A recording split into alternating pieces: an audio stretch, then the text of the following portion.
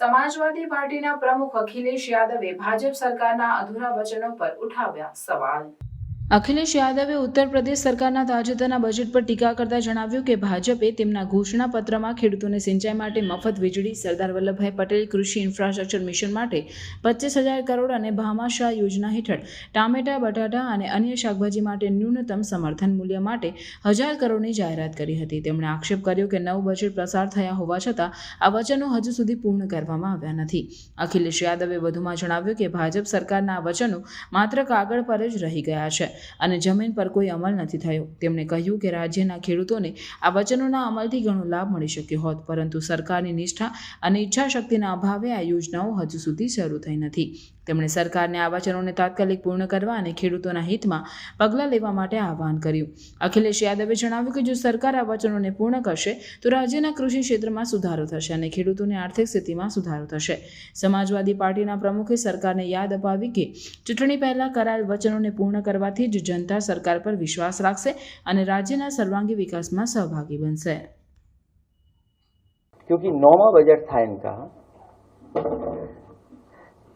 UP number 1 के लिए भाजपा का संकल्प और उनके संकल्प अगले 5 वर्षों में किसानों को सिंचाई के लिए मुफ्त बिजली उपलब्ध कराएंगे, ये पहला उनका संकल्प था। कितने बजट पेश हो चुके हैं? 9। पहला घोषणा पत्र का पहला है उनका शब्द ये।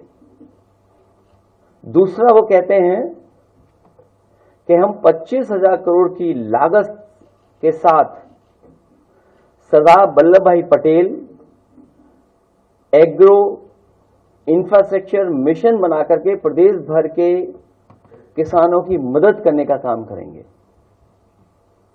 कितने पैसे इकट्ठे करना चाहते हैं ये लोग इंफ्रास्ट्रक्चर फंड में, एग्रीकल्चर इंफ्रास्ट्रक्चर फंड में?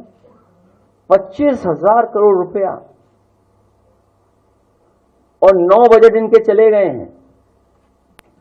1,000 करोड़ कह रहे हैं भामाशाह भाव स्थिरता कोष को बनाएंगे, जिसमें आलू, टमाटर, प्याज जैसे सभी फसलों का न्यूनतम मूल्य सुनिश्चित करेंगे। 1,000 करोड़ किसके लिए?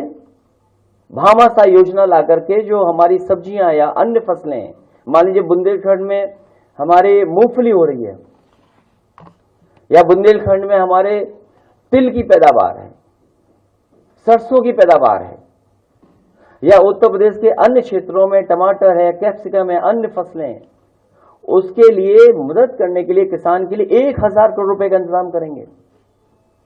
हमारा बुंदेलखंड का किसान बर्बाद हो गया, मूंगफली उसकी खरीदी नहीं गई। अगले 5 वर्षों में सरकार द्वारा न्यूनतम समर्थन मूल्य दिया जाएगा फसलों का। आप में से जानते होंगे कहां फसलों का न्यूनतम दाम मिलेगा? जो हमारे सरकार, जो समाजवादी सरकार में मंडियां बनी थी, उन मंडियों को अगर चौपट किसी ने किया तो इस सरकार ने चौपट कर दिया। कोई भी नई मंडी नहीं बनी है एक भी जहां किसान जाकर के अपनी एमएसपी ले सके। ऐसे तमाम उनके वो बिंदु हैं जो घोषणा पत्र में शामिल थे, और 9 बजट के बाद भी हम देख रहे हैं।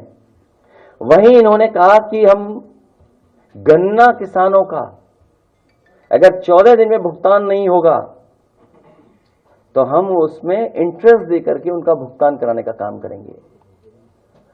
पहले दिन से ये सरकार कहती कि हमने इतना पेमेंट किया है, इतना भुगतान किया है, एक बकाया नहीं बताते, और दूसरा क्या कीमत बढ़ाई है गन्ने की, कितना रेट बढ़ाया गन्ने का, आज तक सरकार नहीं बता रही है। हमारे विधायक तमाम बैठे हमारे साथ, उसी गन्ना क्षेत्र से आते हैं, पंकज मलिक बैठे हैं, अभी सहारनपुर में होकर के आया हूं, वहां भी कई महत्वपूर्ण किसान नेताओं से मैं मिला, पत्रकार साथियों से मैं मिला, औरों से जानकारी ली है। पूरे उत्तर प्रदेश के किसान चाहते थे गन्ने की कीमत बढ़े। सोचिए, डबल इंजन की सरकार ने दोनों बजटों ने ऐसा डबल ब्लंडर किया है कि किसानों की गन्ने की कीमत नहीं बढ़ा पाए, गन्ने की कीमत रेट नहीं बढ़ा पाए हैं। और 14 दिन तो भूल जाइए आप।